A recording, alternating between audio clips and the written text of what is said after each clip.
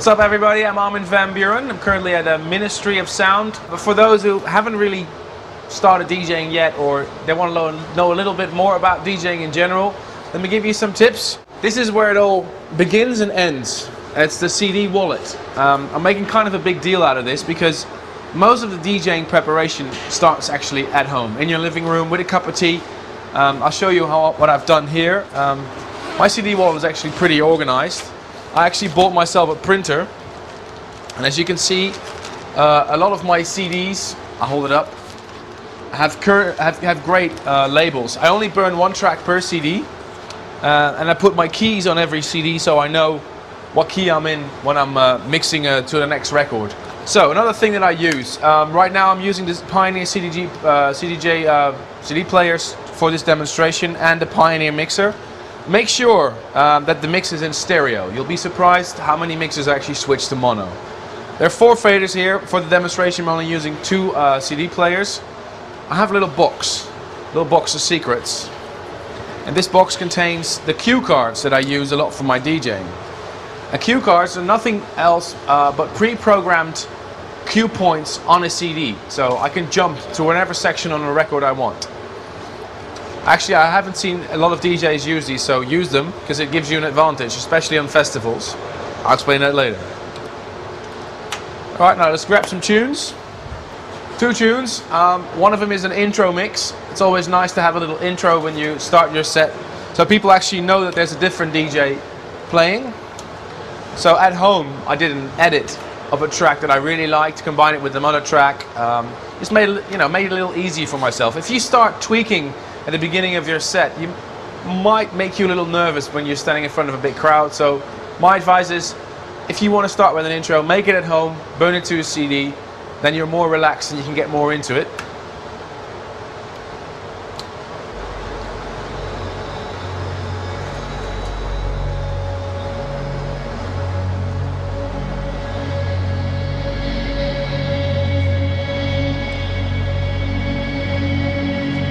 This is an intro I made from a tune from Jerome Isma, a tune from Arnai, producer from Toronto, and Let There Be Light. And I made this intro for an event called Trance Energy, and it just sets the tone, the mood for the atmosphere for the night. It can make the crowd go crazy, get them excited when they're ready for it.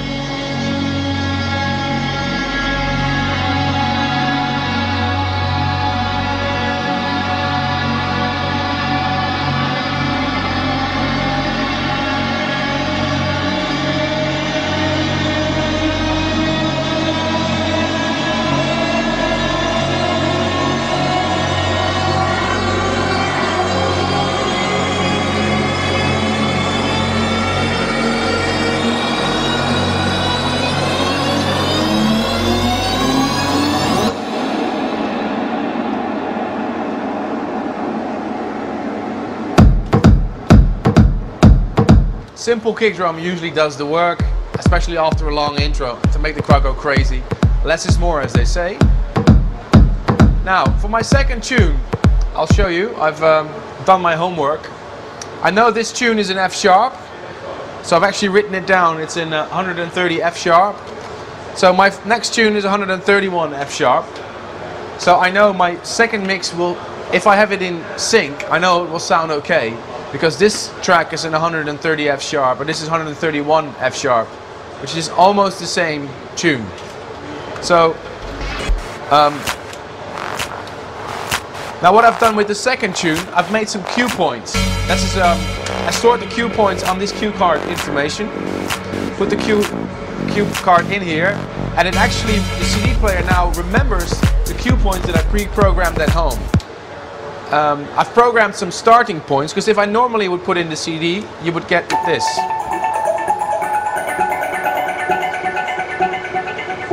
Now I've programmed the cue points, and with the call button, I can recall the cue points that I programmed at home, which is the first kick drum of the track. Again, it saves me a lot of time, so I don't have to look for the cue point when I'm looking at a crowd. I'd much rather spend my time interacting with the fans, looking for some other decent tunes, than trying to find the cue points. So what I've done, I've pre-programmed a lot of the cue points at home. What you can also do is edit the track at home and burn the edit track without the intro on a CD, but you might want to use the track with intro for an encore or something. So my advice is just to use the cue cards and program the first kick drum of the track so it's ready when you want to go. Next to that, I've also programmed a few hot cues. A hot cue is basically you use the CDJ as a sampler. You jump instantly to another point in the track. So at home I programmed 3 points. It's blinking here, as you can see.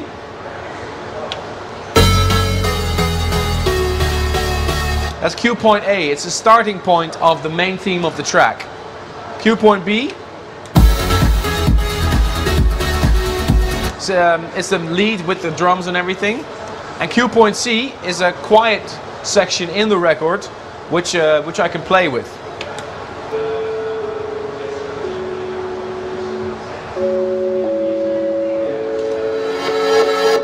Now with these 3 cue points organized, I can jump and make it interesting for the crowd. For example, if the record is playing and I'm near the breakdown,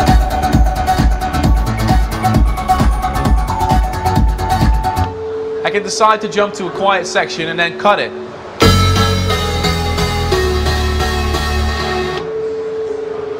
Jumping back and forth between the quiet and the theme section.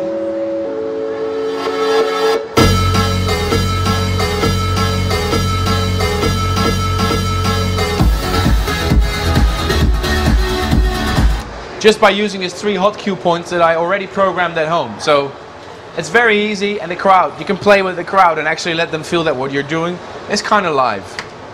Okay, so we were playing this tune. I already know the key of this tune, so all I need to do is I need to put this track in sync. Now the CD players actually help you because it says it's 130 BPM. So I put this at 130 BPM as well, and then I start triggering the record.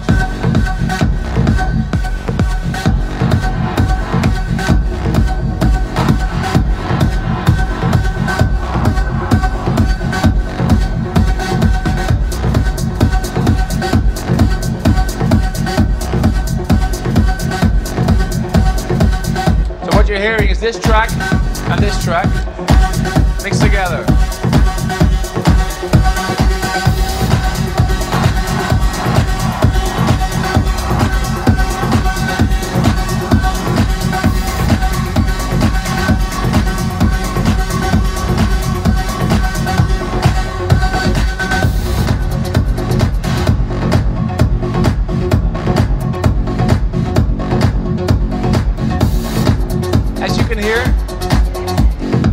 The bass line is in the same key, so the mix doesn't sound awful in a way because it's in the same key.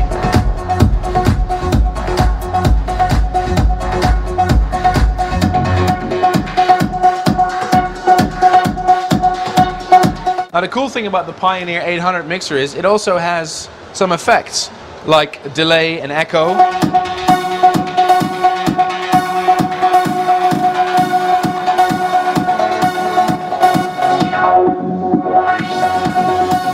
Makes you look really cool with your friends if you use those. So what I'm going to do now is I'm going to put it on the echo effects. This Pioneer already recognizes the tempo of the track if you put it in auto mode. So the CD player tells me this track is 130 BPM, and also the mixer tells me it's 130 BPM. So I can put the echo, which is like sort of the repeat of small sections of the record, in the same tempo as the track. So when I'm playing the track now from the beginning, and I'm turning the echo on, you get, it's nothing but an echo effect. But if you use that with the hot cues we just made as a sampler, you can make interesting edits of the track live on the fly. For example.